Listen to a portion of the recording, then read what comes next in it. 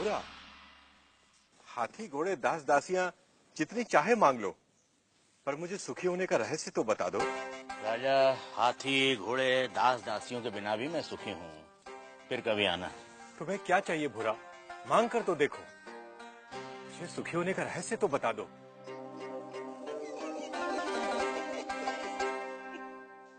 जो स्वयं सुख की खान है, उसे लालच देने का काम मूर्ख ही कर सकता है। जा राजा जा, फिर कभी आना।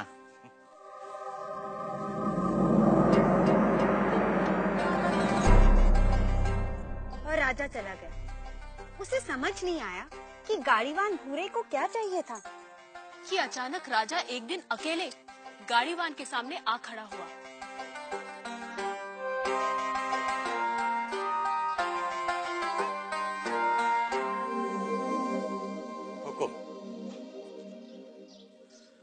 तू फिर आ गया? जब तक आप सुखी होने का रहस्य न बता देंगे, मैं तंग करता रहूंगा। मेरी पीठ खुजा सकेगा? हाँ मालिक।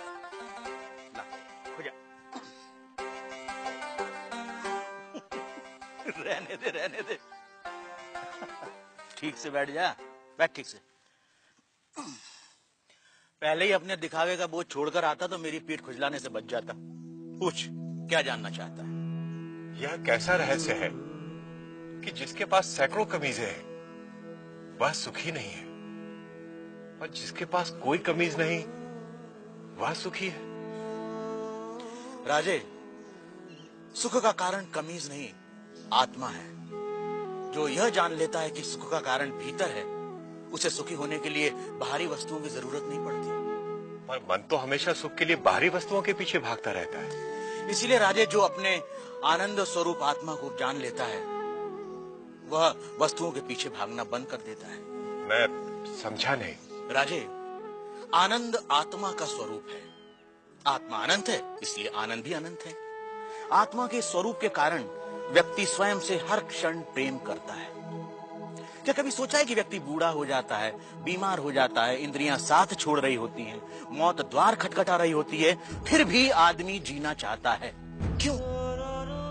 क्योंकि हर व्यक्ति स्वयं से हर क्षण हर समय प्रेम करता है। यदि दुख स्वयं का स्वरूप होता तो क्या मनुष्य कभी स्वयं से इतना प्रेम करता? कभी तुमने सोचा है कि कभी कभी आत्महत्या का विचार क्यों आता है?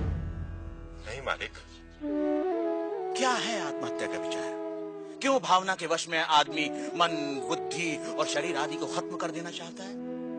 क्योंकि आत्महत्या का विचार भी आत्म प्रेम को ही व्यक्त करता है। जब व्यक्ति दुख और दुख देने वाली स्थितियों से छुटकारा नहीं देखता, तब वह अज्ञानता में आत्महत्या को ही दुखों से छुटकारा पाने का रास्ता समझता है। इतना है मनुष्य का स्वयं के प्रति प्रेम कि वह अपने अस्तित्व को भी समाप्त कर देना चाहता है। सुख भीतर है तो मनुष्य बाहर संसार के पीछे भागता क्यों है? क्योंकि वह स्वयं से प्रेम करता है। मनुष्य जिसकी भी अभिलाषा करता है, चाहे वह धन हो या वैभव, पत्नी, पति या पुत्र हो, वे सिर्फ उपकरण हैं जिनकी अभिलाषा मनुष्य स्वयं के सुख के लिए करता है। मनुष्य अपनी प्रियतम वस्तु या संबंधी को भी छोड़ देता है यदि वह वस्तु या वे संबंध दुख का कारण हो जाए। इसलिए मनुष्य सबसे अधिक स्वयं से प्रेम करता है। कोई भी व्यक्ति, चाहे वह संसार को पाने या संसार को छोड़ने की राह पर ही क्यों न चल रहा हो, वह स्वयं के लिए ही है। स्वयं के लिए इतना प्रेम कि या तो सारा संसार या संसार नहीं। स्वयं के प्रति इतना प्रेम ही आत्मा के सुख स्वरूप का प्रमाण है। यदि ऐसा नहीं होता तो मनुष्य दुखों से प्रेम करता। क्योंकि अज्ञानतावश हम अपने आनंद स्वरूप को नहीं जानते, इसलिए इस आशा में संसार और वस्तुओं के पीछे भागते रहते हैं कि वह हमें छोटे छोटे सुख देगी। यह ठीक वैसा ही है कि जो सुखों का स्वामी है, राजा है, वह खुद को भिखारी समझ दूसरों से इसकी उम्मीद करता है। यही है अज्ञान की शक्ति।